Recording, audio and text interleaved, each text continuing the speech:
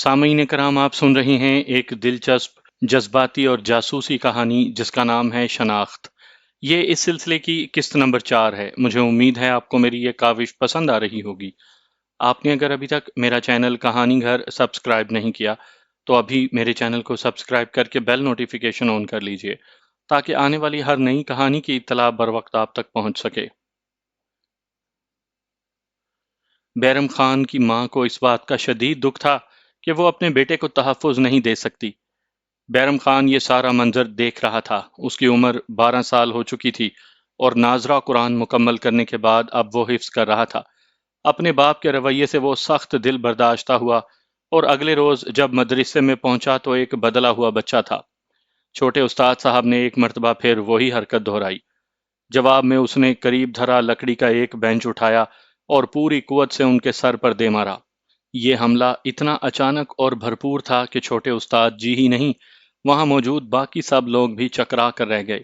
بیرم خان نے اسی پر اکتفا نہیں کیا، اس نے وہاں کونے میں دھرا وہ ڈنڈا بھی اٹھا لیا جس سے استاد جی انہیں پیٹا کرتے تھے اور دیوانہ وار ان پر برسانے لگا۔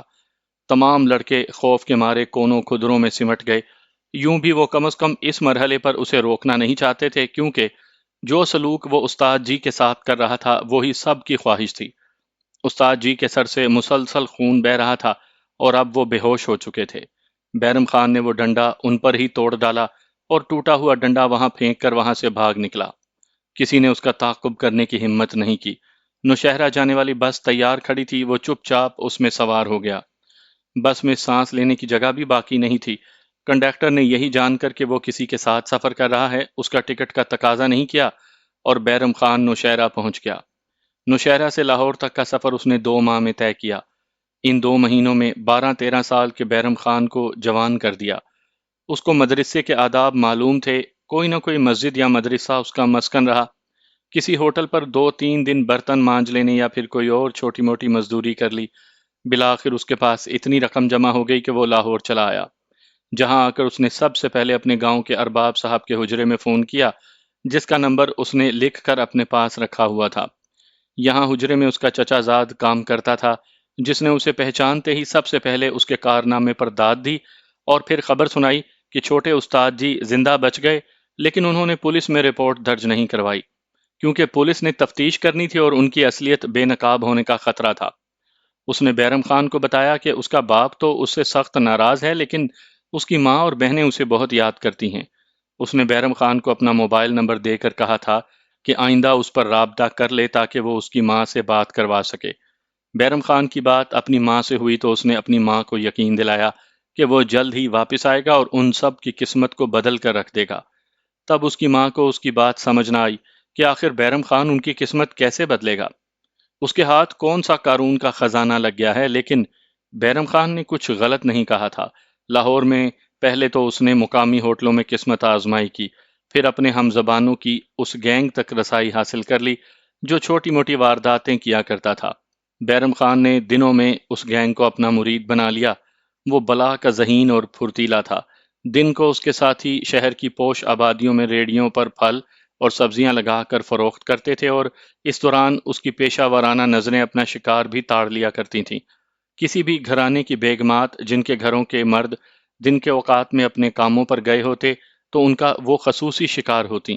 2-3 مرتبہ انہیں سستے داموں پھل سبزیاں فروخت کرنے کے بعد وہ گھر کی بیل بجا کر گھر والوں کو اپنی آمد سے مطلع کرتے، پھر گھر والے ترس کھا کر کہیں رات کا بچا کچا کھانا کھلا دیں اندر بلا لیتے اور اس دوران وہ سارے گھر کا اچھی طرح جائزہ لے لیتے۔ ان کا طریقہ واردات بڑا ظالمانہ اور شاطرانہ ہوتا تھا۔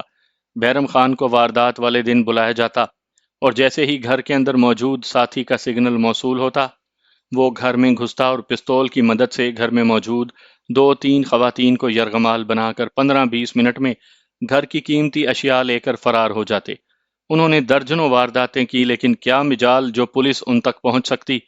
ایک علاقے میں واردات کرنے کے بعد وہ فوراً کسی دوسرے شہر منتقل ہو جاتے اور معاملات ٹھنڈے ہونے کے بعد ہی واپس لوٹا کرتے تھے۔ چور کی ماں کب تک خیر مناتی۔ ایک روز اس کے 2 ساتھی رنگے ہاتھوں پکڑے گئے۔ بیرم خان بڑا چالاک لڑکا تھا، اس نے اپنے ساتھیوں کو کبھی اپنی اصلی ٹھکانے کی ہوا بھی نہیں لگنے دی تھی اور خود کو مہمند ایجنسی کا رہنے والا بتایا کرتا تھا۔ جیسے ہی یہ خبر ملی، بیرم خان نے اپنا بیگ پکڑا اور فیصل آباد پہنچ گیا، جہاں ایک نئی خوشخبری اس کے منتظر تھی۔ ان دنوں امریکہ نے افغانستان پر حملہ کیا تھا اور افغانستان سے القاعدہ، طالبان اور مجاہدین اپنی جانیں بچانے کے لیے فاٹا کا رخ کر رہے تھے۔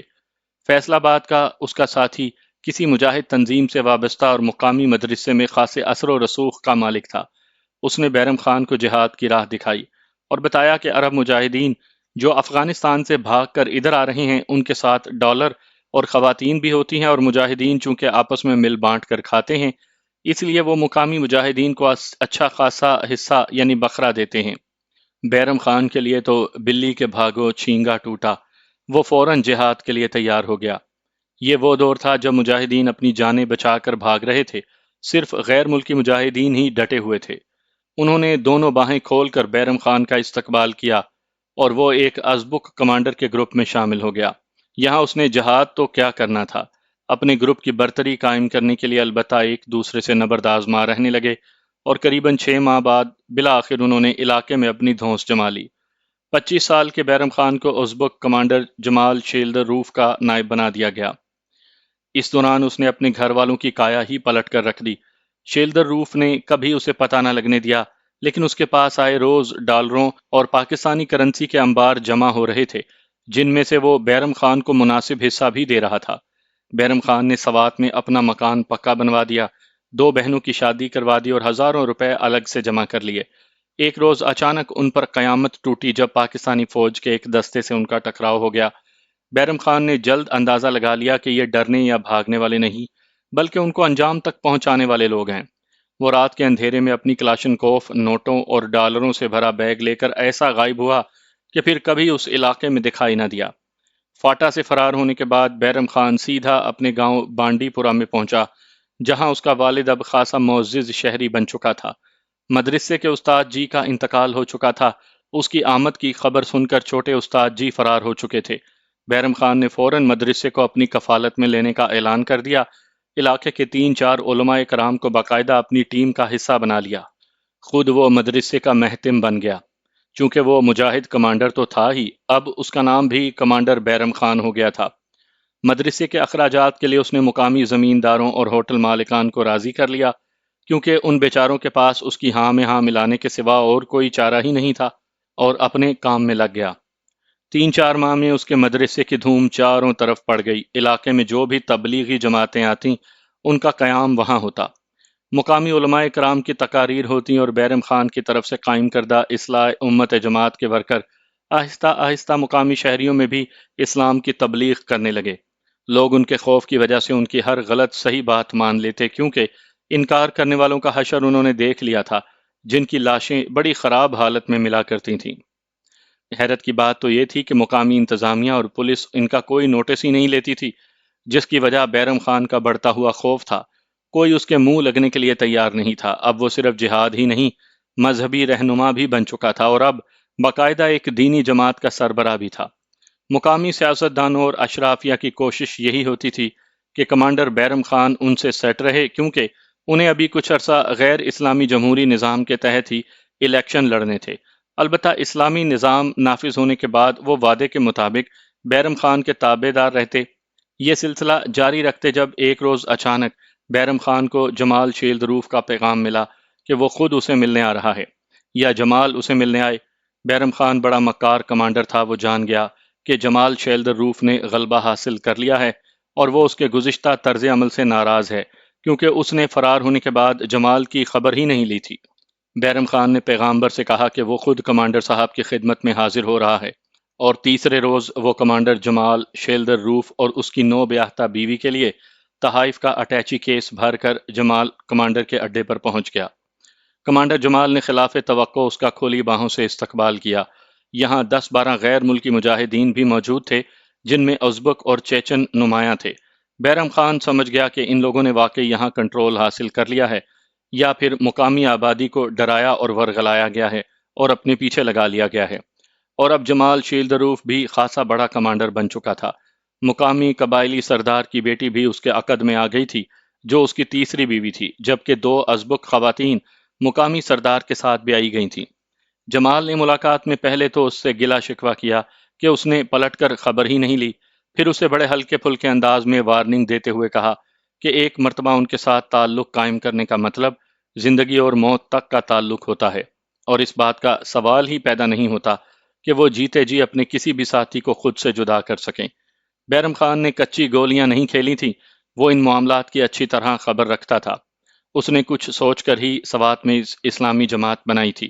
شیلدر روف نے رات کو اس کی ملاقات ایک خاص مہمان سے کروائی، جس نے اپنا تعارف ملک صاحب کے نام سے کروایا اور بتایا کہ وہ انڈین مسلمان ہے، لیکن لندن میں رہتا ہے اور دنیا میں غلبہ اسلام کے لیے جاری تحریک کے لیے اس نے اپنا سب کچھ وقف کر دیا ہے۔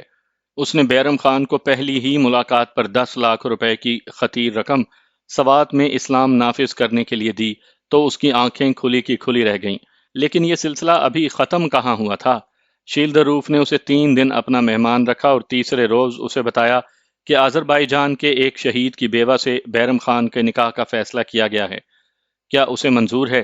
بیرم خان کی تو باقاعدہ رال ٹپکنے لگی۔ ابھی 10 لاکھ کا نشہ نہیں اترا تھا کہ غیر ملکی مجاہدہ بھی اس کے عقد میں آ گئی تھی۔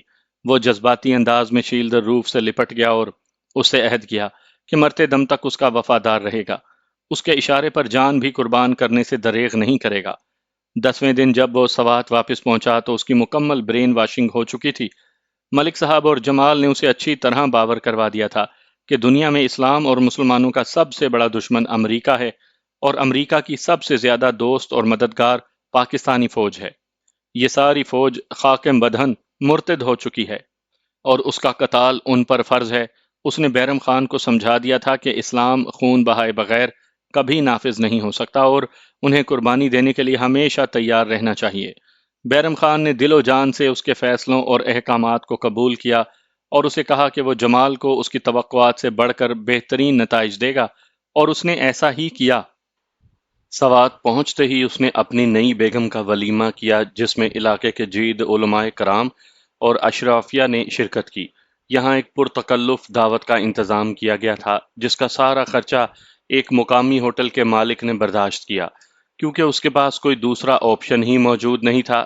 اس سے پہلے 2 ہوٹل مالکان نے یہ غلطی کی تھی، جو اب سوات چھوڑ کر بھاگ گئے تھے، کیونکہ بیرم خان کے مجاہدین نے ان کی زندگی اجیرن کر دی تھی۔ بیرم خان خود اصلاح امت پارٹی کا سربراہ تھا اور سارا دھندا اس پارٹی کے نام سے ہو رہا تھا۔ اس نے جمال اور ملک صاحب کی ہدایت پر سب سے پہلے اپنی پارٹی کی طرف سے حکومت سے فوراً اسلامی نظام کے نفاذ کا مطالبہ کر دیا۔ یہ مطالبہ گزشتہ 65 سال سے کئی اسلامی جماعتیں کرتی آ رہی تھیں۔ حکومت نے اسے بھی معمول کا مطالبہ ہی سمجھا اور اس کا کوئی نوٹس نہ لیا۔ یوں بھی یہ بڑا پرامن علاقہ تھا اور گزشتہ طویل افغان جنگ میں بھی یہاں حالات پرامن ہی رہے، لیکن اس مرتبہ معاملہ ذرا مختلف تھا۔ یہ بات بیرم خان ابھی نہیں جانتا تھا کہ جمال شیلدر روف نے اسے جس ملک صاحب سے ملایا اور جس نے پہلی ہی ملاقات میں اتنی فیاضی کا مظاہرہ کیا، وہ را کا مقامی سیکٹر کمانڈر اور انتہائی تربیت یافتہ دہشت گرد تھا، جو افغانستان میں را کے اس خصوصی سیل کا انچارج تھا جو بریگیڈیئر سہنا کی کمانڈ میں پاکستان میں تخریب کاری کروا رہا تھا۔ ملک اسلام کے متعلق کم از کم بیرم خان سے کئی گنا زیادہ علم رکھتا تھا۔ اس کے ماتھے پر نماز پڑھنے سے جو محراب کا نشان بنا ہوا تھا، بہت غور سے دیکھنے کے بعد ہی شاید کسی کو اندازہ ہوتا کہ یہ اصلی نہیں، لیکن اس نے اپنا حلیہ بالکل مقامی علماء دین جیسا بنایا ہوا تھا اور پشتو اتنی روانی سے بولتا تھا جیسے یہ اس کی مادری زبان ہو۔ بیرم خان کو اس بات کا علم نہیں تھا کہ ملک کو فارسی پر بھی اتنا ہی عبور حاصل ہے، اور جب وہ اپنے شمالی اتحاد والے دوستوں سے ملتا ہے تو ان کے ساتھ بھی فارسی میں ہی بات کرتا ہے۔ را نے سوات کو اپنا ٹارگٹ بنایا تھا کیونکہ یہاں مالاکڈ ایجنسی کے ذریعے افغانستان میں را کے زیر کنٹرول کنٹر کے علاقے تک رسائی آسان تھی، اور را نے کنٹر سے سوات تک اپنی سپلائی لائن قائم کر دی تھی۔ ملک کو امید تھی کہ جلد ہی بیرم خان کی طرف سے کوئی اچھا رسپانس ملے گا، لیکن ادھر تو خاموشی طاری تھی۔ اس نے کبھی سوچا بھی نہیں تھا کہ سوات کے عوام اتنی آسانی سے یہ سب کچھ ہضم کر لیں گے۔ ابھی تک ادھر سے کوئی خاص بے چینی دکھائی نہیں دے رہی تھی، جس پر اس نے فوراً پہلا دھماکہ کر دیا۔ جمال شیلدر روف کی طرف سے بیرم خان کو پیغام ملا کہ نوجوان لڑکیوں کو انگریزی تعلیم دینا حرام اور ناجائز ہے، فوراً اس پر عمل شروع کروائے، جس پر اس نے اگلے ہی روز عمل شروع کر دیا۔ سوات میں چونکہ تعلیم کی اہمیت کو لوگ اچھی طرح سمجھتے ہیں، خصوصاً وہاں بچیوں کی تعلیم پر خصوصی توجہ دی جاتی ہے۔ بیرم خان کی طرف سے پہلے سوات کے 10 اہم لڑکیوں کے اسکولوں کو وارننگ دی گئی کہ اسکول فوراً بند کر دیے جائیں اور لڑکیاں گھروں سے باہر نہ نکلیں۔ اسکول مالکان کے لیے یہ پیغامات باعث تفتیش ضرور تھے، لیکن انہیں اتنے شدید رد عمل کا اندازہ نہیں تھا۔ جب اگلے 3 روز تک ان دھمکیوں پر عمل نہ ہوا تو چوتھے روز سوات مسلسل ہونے والے دھماکوں سے گونج اٹھا۔ یہ دھماکہ بیرم خان کی جماعت کے ان مجاہدین کی طرف سے کیے گئے تھے جو اگلے ہی روز کنٹر میں ملک صاحب کے لگائے تربیتی کیمپ سے خصوصی تربیت حاصل کر کے واپس لوٹے تھے، اور وہ اپنے ساتھ بڑا خطرناک ہائی ایکسپلوژیو لے کر آئے تھے جس کی انہیں خصوصی تربیت دی گئی تھی۔ انہوں نے اپنی تربیت کا عملی مظاہرہ راتوں رات ڈائنامائٹ کے ذریعے لڑکیوں کے 2 بڑے اسکول اڑا کر کیا، جنہیں اس ڈائنامائٹ کے ذریعے اڑایا گیا تھا جو وہ کنٹر سے اپنے ساتھ لائے تھے۔ ان دھماکوں نے سوات کو لرزا کر رکھ دیا۔ سب سے پہلے اس کی خبر بیرم خان نے جمال شیلدر روف کو دی، جس نے فوراً یہ خوشخبری ملک کو پہنچائی، جس نے خبر سنتے ہی بیرم خان اور جمال شیلدر روف کے لیے 10 کروڑ روپے کے خصوصی انعام کا مزدہ سنایا، جسے سن کر جمال شیلدر روف جھوم اٹھا۔ اس نے ملک صاحب کو 5 کروڑ روپے تو سیدھے اس کے غیر ملکی اکاؤنٹ میں جمع کروانے کی ہدایت کی، باقی 5 کروڑ میں سے 4 کروڑ خود رکھے اور 1 کروڑ روپیہ اپنی طرف سے کمانڈر بیرم خان کو اس پیغام کے ساتھ روانہ کر دیا کہ مجاہدین نے جس عملی جہاد کا آغاز کیا ہے اسے رکنا نہیں چاہیے اور یہ سلسلہ آگے ہی آگے بڑھاتے چلے جاؤ۔ بیرم خان نے اس سے پہلے کبھی 10 لاکھ روپے بھی اکٹھے نہیں دیکھے تھے۔ پہلی مرتبہ ملک صاحب کی طرف سے اسے اتنی خطیر رقم جہاد کے لیے ملی تھی۔ اب اکٹھے 1 کروڑ، خوشی کے مارے وہ آپے سے باہر ہو رہا تھا۔ اس نے سوچا اگر ایسی چھوٹی چھوٹی کارروائیوں پر اتنے بڑے بڑے انعامات ملتے ہیں تو کام جاری رکھنے میں کیا مذائقہ ہے۔ بیرم خان نے اپنی موجودہ مجاہدانہ زندگی کا آغاز لاہور میں چوری چکاری سے کیا تھا۔ وہ اچھی طرح جانتا تھا کہ جمال شیلدر روف نے کوئی نوٹ چھاپنے والی مشین نہیں لگائی رہی کہ اسے لاکھوں کروڑوں روپے چھاپ کر دیتا رہے۔ نہ ہی ملک صاحب کوئی ملٹی نیشنل کمپنی کے مالک ہیں کہ اس طرح خیرات میں دولت لٹاتے رہیں۔ ضرور یہ کوئی اور چکر ہے، اور پھر اسے اس چکر کا پتہ بھی چل گیا۔ اس نے ادھر ادھر سے سن گن لے کر اندازہ کر لیا کہ یہ رقم کسی دوسرے ملک کی ایجنسی کی طرف سے دی جا رہی ہے جو ایک مخصوص ایجنڈے کے تحت اپنا دھندا چلا رہی ہے۔ بیرم خان کے لیے یہ انکشاف پریشان کن صرف اس لیے تھا کہ اس کی چھٹی حص نے اسے بتایا کہ کہیں اس کے نام پر جمال شیلدر روف نے تو لوٹ مار کا بازار گرم نہیں کر رکھا۔ عین ممکن ہے کہ اس کے نام پر وہ بہت زیادہ رقم وصول کر کے اسے اس رقم کا کچھ حصہ ہی خیرات کر رہا ہو۔ اس سوچ نے اسے بے چین کر دیا اور اس نے اپنے سابقہ تجربے کو بروئے کار لاتے ہوئے اب معاملات کو براہ راست ہاتھ میں لینے کی ٹھانی۔ اسے غصہ اس بات پر تھا کہ جمال نے سوات میں اس کی اسلام کے نافذ کے لیے جاری مہم میں کوئی عملی حصہ نہیں ڈالا۔ یہ سب کچھ اس کے اپنے مجاہدین کر رہے تھے، پھر وہ جمال کو انعام کی رقم میں حصے دار کیوں بنائے؟ اب اسے جمال کا کوئی خوف بھی اس وجہ سے نہیں رہا تھا کہ وہ خود اس کے برابر کا کمانڈر بن چکا تھا۔ اس نے اپنی چرب زبانی اور پیسوں کے بل بوتے پر سوات کے غریب اور بے روزگار نوجوانوں کو اپنی جہادی مہم کا حصہ بنانا شروع کر دیا تھا۔ اس کی طرف سے اسلام کے نفاذ کے لیے مسلح جدوجہد میں باقاعدہ شامل ہونے والوں کو باقاعدہ وظیفہ دیا جا رہا تھا۔ اگلے روز اس نے حال ہی میں کنٹر سے تربیت حاصل کر کے آنے والے اپنے ایک اہم ساتھی کو تخلیہ میں طلب کر لیا، جس نے اس کی حوصلہ افزائی اور تحفظ کی یقین دہانی پر بتایا کہ وہ جس کیمپ میں جمال کے ذریعے تربیت حاصل کرنے گئے تھے وہاں بظاہر تو مسلمانوں کی شکل و صورت والے لوگ موجود تھے، لیکن وہ مسلمان نہیں تھے۔ اس نے کیمپ کمانڈر کے متعلق پورے وثوق سے بتایا کہ وہ بھارت کا کوئی ریٹائرڈ فوجی افسر ہے، اور اس نے اس بات کی بھی تصدیق کی کہ وہاں اس نے بھارتی فوج ہی نہیں دوسری فوجوں کے بھی کچھ افسروں کو دیکھا ہے۔ بیرم خان کو سارا گورکھ دھندا سمجھ آ گیا تھا۔ اسے اس بات پر اعتراض نہیں تھا کہ وہ کن لوگوں کے لیے کام کر رہا ہے۔ اسے غصہ اس بات کا تھا کہ جمال شیلدر روف نے اسے اعتماد میں کیوں نہیں لیا۔ اسے اس بات کا یقین تھا کہ جمال شیلدر روف اس کے نام پر اچھی خاصی رقم ادھر سے بٹور رہا ہے۔ اب اسے جمال سے کچھ ڈر خوف اس لیے نہیں رہا تھا کہ اس کے پاس بھی 200-250 مسلح اور تربیت یافتہ مجاہدین موجود تھے۔ یہ وہ مجاہد تھے جو طویل عرصے سے افغانستان میں جہاد کر رہے تھے، لیکن 9/11 ہونے پر جب امریکنوں نے ان پر ہوائی جہازوں سے آگ برسانا شروع کی تو بیچارے بڑی بے بسی سے اس تباہ کن بمباری میں شہید ہوتے گئے، جو کسی نہ کسی طرح زندہ بچ کر پاکستانی علاقے میں پہنچنے میں کامیاب ہوئے۔ انہیں سمجھ نہیں آ رہی تھی کہ اب کیا کریں۔ امریکہ نے جہاد والا سلسلہ تو بند کر دیا تھا اور یہ صرف مقامی طالبان تک محدود ہو کر رہ گیا تھا، جبکہ پاکستان میں جنرل مشرف نے تاریخی یو ٹرن لے کر ان پر زندگی کے دروازے ہی بند کر دیے تھے۔ پولیس اور سیکیورٹی والے ہاتھ دھو کر ان کے پیچھے پڑے تھے اور مجاہدین جان بچانے کے لیے ادھر ادھر ہاتھ پاؤں مار رہے تھے۔ جیسے ہی انہیں خبر ملی کہ بیرم خان سوات میں اسلام نافذ کرنے جا رہا ہے اور اس نے مجاہدین کی بھرتی بھی شروع کر رکھی ہے، تو کسی نہ کسی طرح وہ بیرم خان تک پہنچ کر پناہ حاصل کرنے لگے۔ بیرم خان کو بھی اب تربیت یافتہ مجاہدین درکار تھے، کیونکہ وہ نہیں چاہتا تھا کہ اس کے زیادہ ساتھی کنٹر کے کیمپ میں تربیت حاصل کریں، اس طرح اس کا بھید بھی جان سکتے تھے۔ ان مجاہدین کے لیے اسلحہ اسے جمال شیلدروف سے مل جایا کرتا تھا۔ جمال شیلدروف کے تو وہم و گمان میں بھی یہ بات نہیں تھی کہ بیرم خان اتنا سمجھدار نکلے گا اور نوبت یہاں تک پہنچ جائے گی۔ بیرم خان اپنے 5 ساتھیوں کے ہمراہ اس سے ایک خفیہ مقام پر ملاقات کرنے آیا تھا۔ اس خفیہ جگہ کا انتخاب بھی بیرم خان نے خود ہی کیا تھا۔ دونوں کے درمیان اب ملاقات کا یہی طریقہ کار طے پایا تھا۔ بیرم خان نے اسے فوراً ہی اس بات کا احساس دلا دیا کہ اب وہ اس کا محتاج نہیں رہا اور آئندہ وہ اپنے فیصلے اپنی مرضی سے کیا کرے گا۔ جمال شیلدروف نے تاجکستان سے اپنے سفر کا آغاز کیا تھا۔ پہلے وہ چیچن مجاہدین کے ساتھ مل کر روس سے جہاد کرتا رہا تھا۔ جب وہاں روس کا غلبہ ہو گیا تو وہ جان بچا کر طالبان تک پہنچ گیا۔ یہیں اس کا تعارف القاعدہ کے ساتھیوں سے بھی ہوا۔ اب وہ ڈبل گیم کر رہا تھا۔ بظاہر تو وہ طالبان کے ڈسپلن سے منسلک تھا، لیکن اندر خانے وہ القاعدہ کے لیے کام کر رہا تھا۔ پاکستانی علاقے میں پناہ لینے کے لیے اس نے بڑی چالاکی سے طالبان کے ساتھی ہونے کا ڈرامہ رچایا اور ایک محفوظ مقام میسر آتے ہی اپنے تمام غیر ملکی ساتھیوں کو، جن میں آذربائیجان، چین، تاجک اور عربی بولنے والے مجاہدین بھی شامل تھے، اپنے گرد جمع کر لیا۔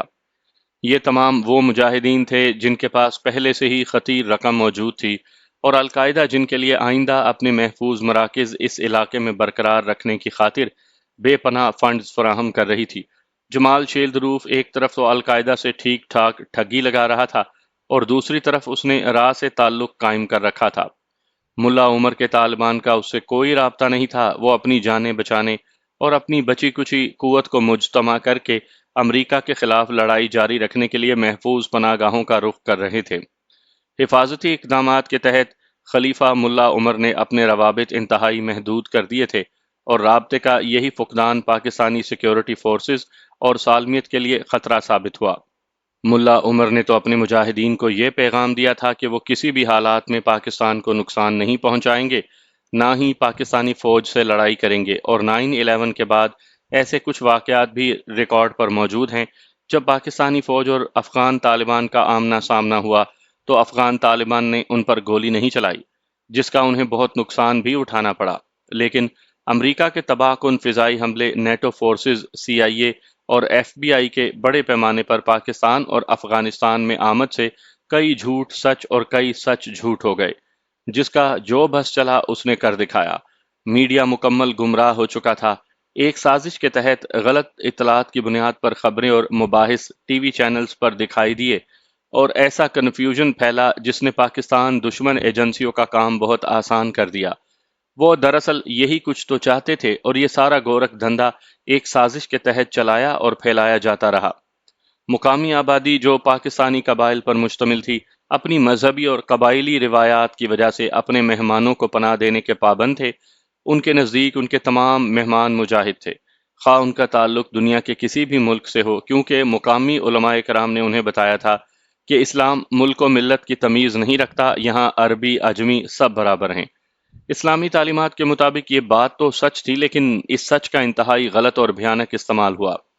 غیر ملکی مجاہدین نے جن کی جیبیں ڈالروں سے بھری رہتی تھیں، مقامی قبائل کی غربت کا فائدہ اسلام کے مقدس نام پر اٹھایا اور ان کے دلوں میں جگہ بنانے کے لیے نہ صرف ان ڈالروں کا ناجائز استعمال کر کے ان کی بچیوں کے رشتے حاصل کیے، بلکہ انہیں اپنا مکمل ہم خیال بھی بنا لیا۔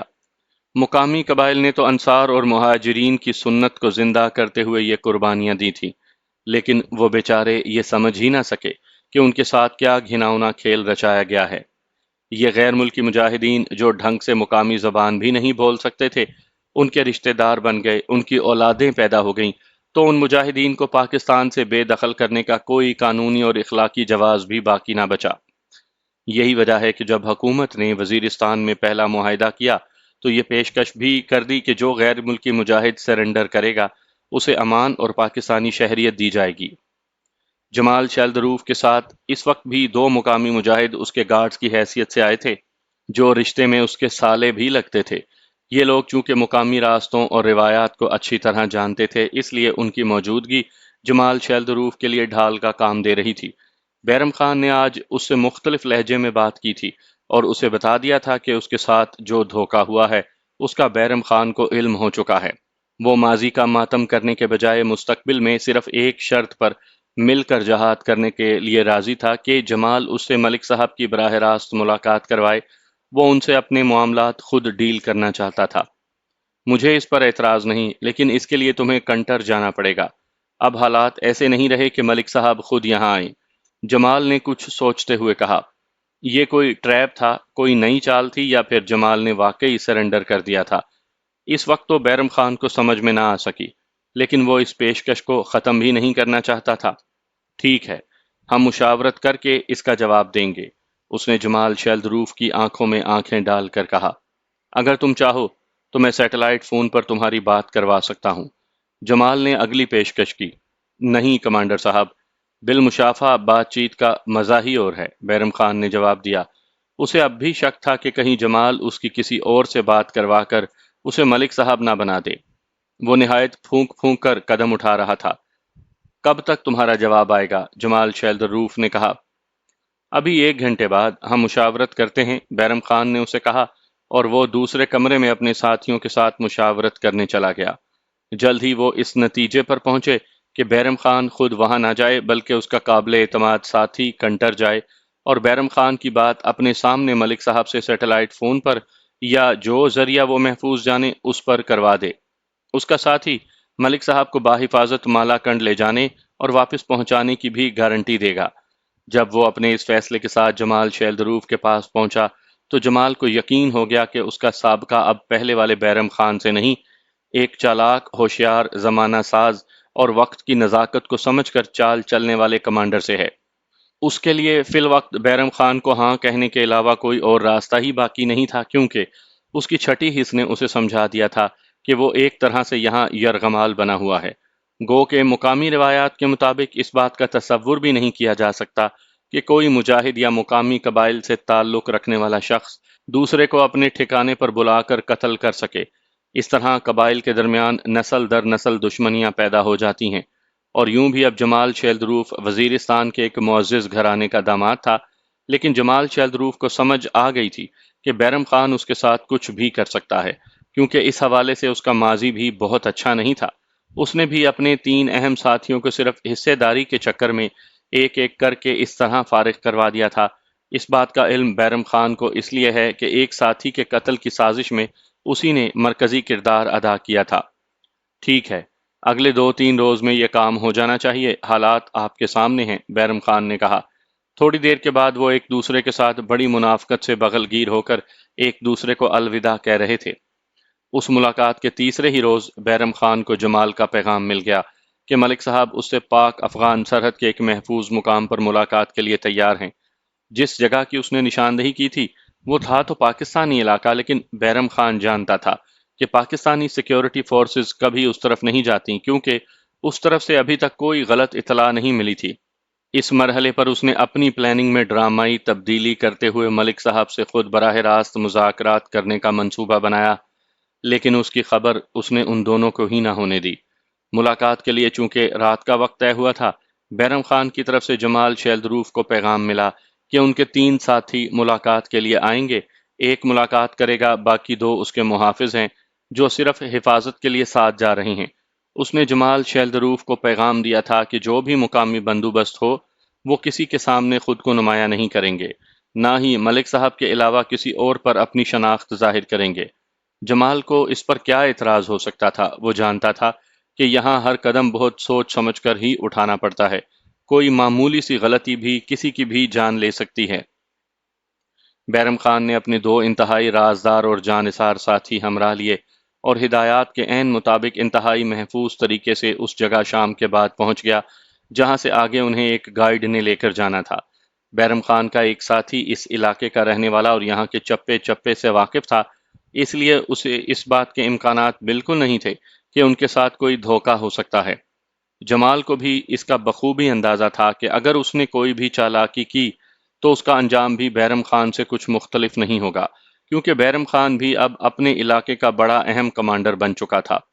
ملک صاحب نے ان کا استقبال افغان سرحد میں ایک پوسٹ پر کیا۔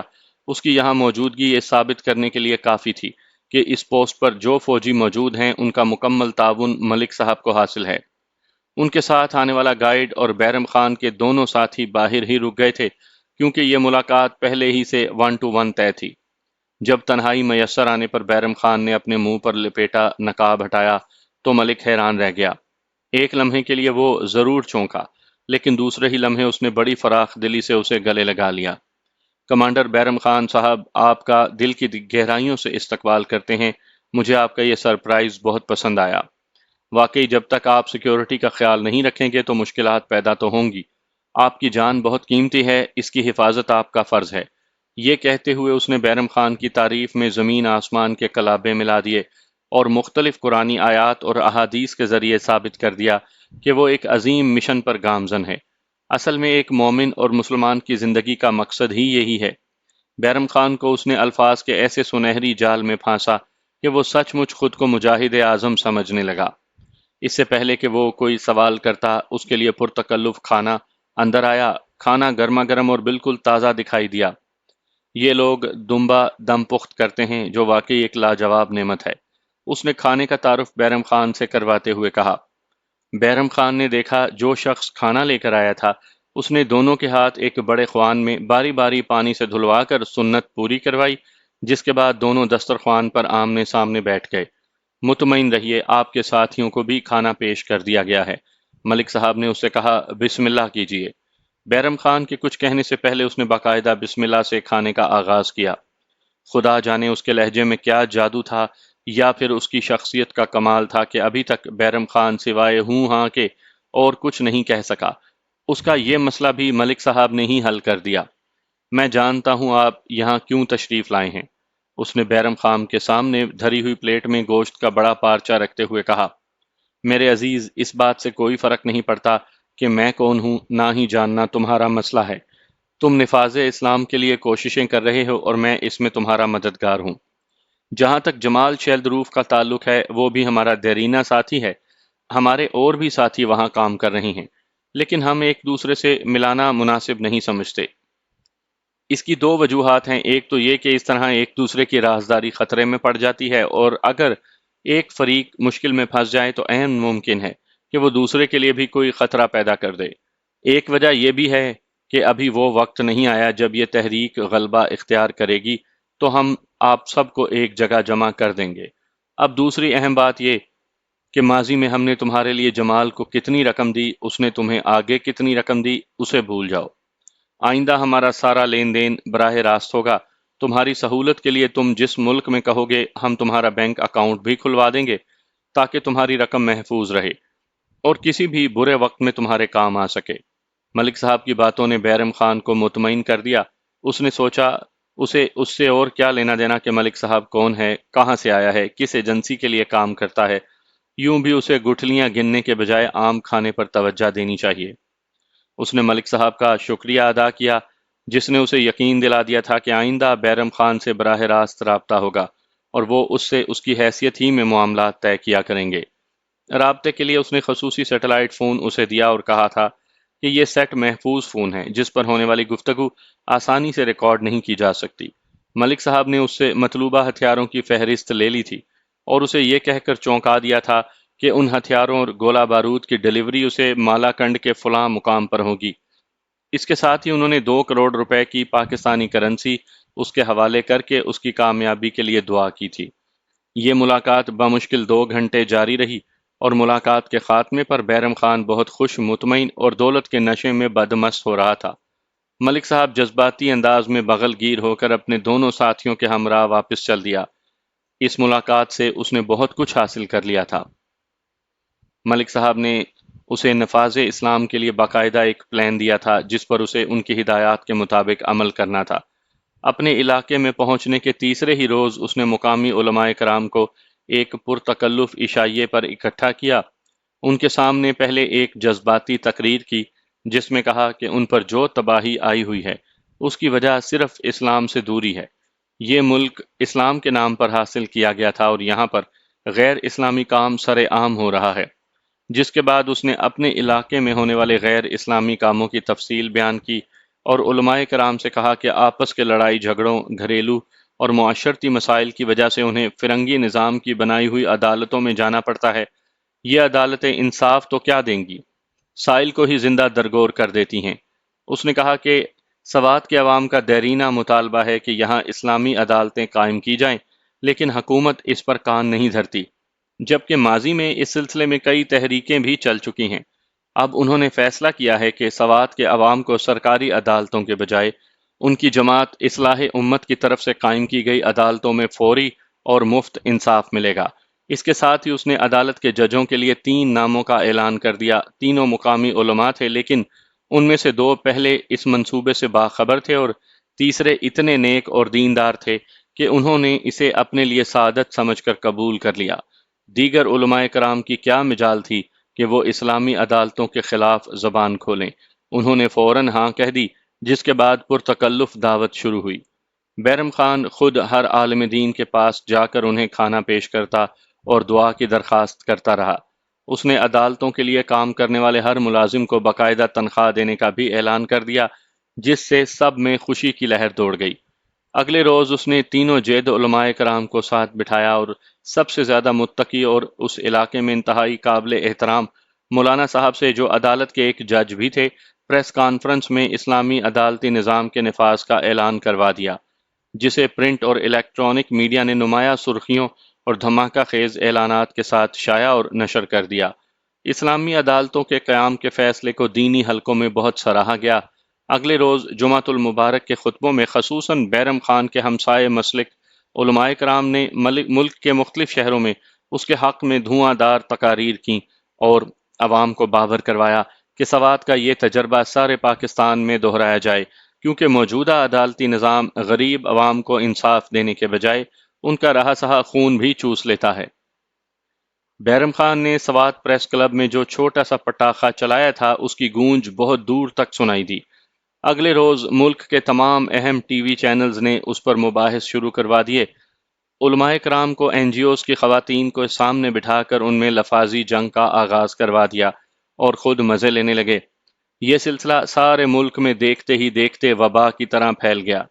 اس کے حامی اور مخالف ایک دوسرے کے خلاف اخبارات میں لکھنے اور ٹی وی چینلز پر بولنے لگے۔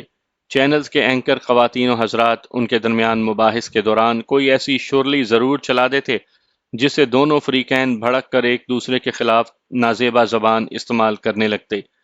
اس سے چینلز کی ریٹنگ میں ٹھکا ٹھک اضافہ ہونے لگا، اشتہارات کی بھی بھرمار ہو گئی اور دے دھنا دھن۔ بیرم خان کا چلایا پٹاخہ اتنی گونج پیدا کرے گا یہ تو کسی نے سوچا ہی نہیں تھا۔ ملک صاحب کے بریگیڈیئر سہنا کے سامنے زبردست نمبر بن گئے تھے اور انہیں سٹارم ٹروپر یعنی طوفانی فوج میں نمایاں حیثیت حاصل ہو گئی۔ انہیں ہدایت جاری ہوئی کہ بیرم خان کے منہ سے کوئی خواہش نکلنے سے پہلے پوری کر دی جائے۔ بریگیڈیئر سہنا نے انوپ ملک کو مکمل فری ہینڈ دے دیا تھا۔ اسے کہا گیا تھا کہ دنیا کی جس کرنسی میں بھی بیرم خان کی ڈیمانڈ ہو وہ اسے مہیا کی جائے۔ حوالدار دلبر جان اور اس کے دونوں ساتھی ڈیوٹی سے فارغ ہو کر اپنے گھروں کو جا رہے تھے۔ اگلے روز چونکہ چھٹی تھی اور ان کا معمول تھا کہ چھٹی گھر پر ہی گزارتے تھے، تھانے سے نکل کر وہ پیدل ہی چل پڑے۔ اتفاق سے دلبر جان اور اس کے دونوں ساتھی قریبی گاؤں کے رہنے والے تھے۔ دلبر جان اور سپاہی مستی خان ایک گاؤں اور سپاہی نبی شیر خان دوسرے گاؤں کے تھے۔ انہیں معمول کے مطابق قریباً آدھا گھنٹہ پیدل سفر کر کے اپنے گھروں تک پہنچنا تھا۔ شام کے بعد یوں بھی اس علاقے میں کسی سواری کا تصور نہیں کیا جا سکتا تھا، لیکن سواری ہوتی بھی تو وہ پیدل ہی سفر کرتے کیونکہ یہی ان کا معمول تھا۔ اس طرح انہیں باتیں کرتے ہوئے سفر کٹنے کا احساس ہی نہیں ہوتا تھا۔ تینوں قدرے اونچی آواز میں باتیں کرتے جا رہے تھے۔ اب وہ پہلی پہاڑی عبور کرنے کے بعد گھنے درختوں کے درمیان میں سے گزرتے ہوئے ایک شارٹ کٹ راستے کی طرف جا رہے تھے، جس کے بعد آنے والی پہاڑی سے اترنے کے بعد وہ اپنے گھروں تک پہنچ جاتے۔ تینوں چلتے چلتے اچانک یوں رکے جیسے کسی نے ان پر جادو کر کے پتھر کا بنا دیا ہو۔ اچانک ہی ان کے چاروں اطراف چھپے ہوئے گھن بردار نقاب پوش ان کے سروں پر پہنچ گئے۔ انہوں نے تینوں کو ہینڈز اپ کا حکم دیا۔ یہ صورتحال ایسی اچانک اور پریشان کن تھی کہ چند لمحوں کے لیے تو تینوں کو سمجھ ہی نہ آیا کہ ان کے ساتھ یہ کیا حادثہ ہو گیا ہے۔ انہوں نے تو کبھی تصور بھی نہیں کیا ہوگا۔ دلبر جان گزشتہ 20 سال سے پولیس ملازمت کر رہا تھا۔ اس کی ملازمت کے 15 سال سوات میں گزرے تھے۔ دونوں سپاہی بھی 10-12 سال سے یہاں فرائض انجام دے رہے تھے۔ اس علاقے کے عوام تو کیا، درخت اور پہاڑ بھی ان سے آشنائی رکھتے تھے، لیکن یہ لوگ کون تھے جنہوں نے انہیں اپنے گھیرے میں لے رکھا تھا؟ کون ہو تم؟ جانتے نہیں ہم پولیس والے ہیں؟ دلبر جان نے یہ سوچ کر کہ شاید یہ کوئی ڈاکو ہیں سنبھلتے ہوئے کہا، چپ چاپ ہمارے احکامات کی تعمیل کرتے رہو، ورنہ یاد رکھنا ایسی موت مرو گے جس کا تم نے کبھی تصور بھی نہیں کیا ہوگا۔ جواب بھی اسے پشتو میں ہی ملا تھا، لیکن اس نے اندازہ لگا لیا کہ یہ مقامی لہجہ نہیں، بولنے والے کا تعلق سوات سے نہیں ہو سکتا۔ کون ہو تم؟ کیا چاہتے ہو؟ سپاہی شیر خان نے قدرے غصے سے کہا۔ خبردار اگر دوبارہ زبان سے ایک لفظ بھی نکالا، چپ چاپ کمانڈر صاحب کے حکم کی تعمیل کرو۔ دوسرے نقاب پوش نے غصے سے کہا۔ جواب میں ابھی شیر خان نے منہ ہی کھولا تھا جب ایک رائفل کا بٹ اس کی کمر میں کسی ظالم نے اتنے زور سے مارا کہ وہ منہ کے بل زمین پر گر پڑا۔ دلبر جان اور اس کے ساتھی کو غصہ تو بہت آیا، لیکن دونوں سمجھ گئے کہ فی الوقت ان کے لیے خاموش رہنا ہی بہتر ہے۔ زمین پر بیٹھ جاؤ۔ اگلا حکم ملا اور دونوں پاؤں پر زمین پر بیٹھ گئے۔ اس اثنا میں درد سے بے حال شیر خان بھی تل ملا کر اٹھا اور چاہا کہ بٹ مارنے والے کی طرف بڑھے، لیکن دوسرے ہی لمحے بندوق کی نالی اس کی کنپٹی سے بڑی سختی سے چمٹ گئی۔ اگر ایک قدم بھی آگے بڑھایا تو ابھی خلاص کر دوں گا۔ بولنے والے کا لہجہ ایسا خوفناک تھا کہ تینوں کو یقین ہو گیا کہ اگر انہوں نے ان کے احکامات کی تعمیل نہ کی تو انہیں واقعی مار دیا جائے گا۔ انہوں نے شیر خان کو بھی اسی پوزیشن میں بٹھا دیا اور تینوں کی آنکھوں پر پٹیاں باندھنے کے بعد ان کے بازو بھی پشت پر باندھ دیے، جس کے بعد ان کے بازو پکڑ کر چلنا شروع کیا اور قریباً آدھا گھنٹے تک چلتے رہے۔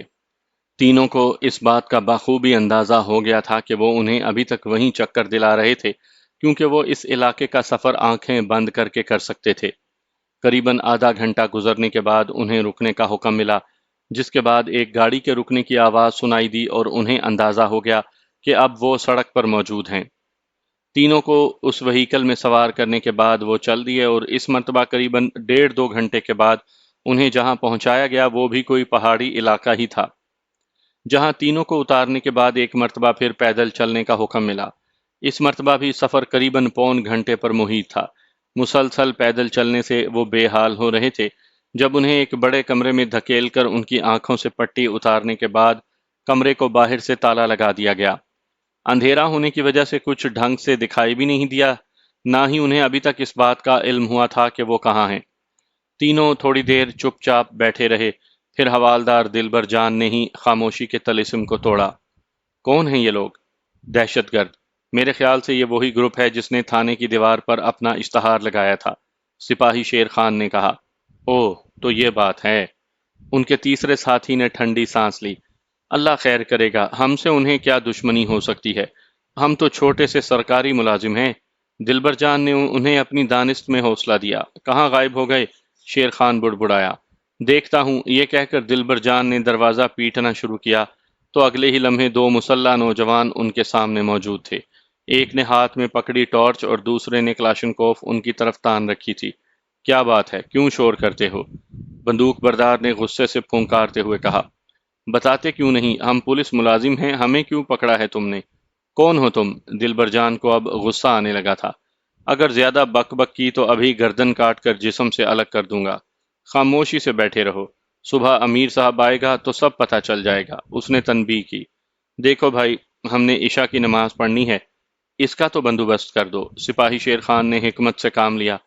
تم لوگ مرتد ہو، تم دین سے خارج ہو چکے ہو، تمہاری نماز کچھ اہمیت نہیں رکھتی، اس مرتبہ ٹارچ والے نے کہا۔ دلبر جان کو غصہ تو بہت آیا، لیکن وہ یہ بات بھی جانتا تھا کہ اس کے غصے کا اظہار کا یہ مناسب موقع نہیں۔ خبردار اگر اب کسی نے آواز لگائی۔ بندوق بردار نے دھمکی دی اور دونوں اندھیرے کا حصہ بن گئے۔ تینوں آپس میں باتیں کر کے اپنے خدشات کا اظہار کرتے رہے۔ بالآخر اسی طرح فرش پر بچھی ایک صف پر لیٹ گئے، لیکن نیند ان کی آنکھوں سے کوسوں دور تھی۔ تینوں اپنی جگہ پریشان لیکن اس بات پر مطمئن تھے کہ جلد یا بدیر پولیس میں ان کے ساتھی ان کی مدد کو ضرور آئیں گے۔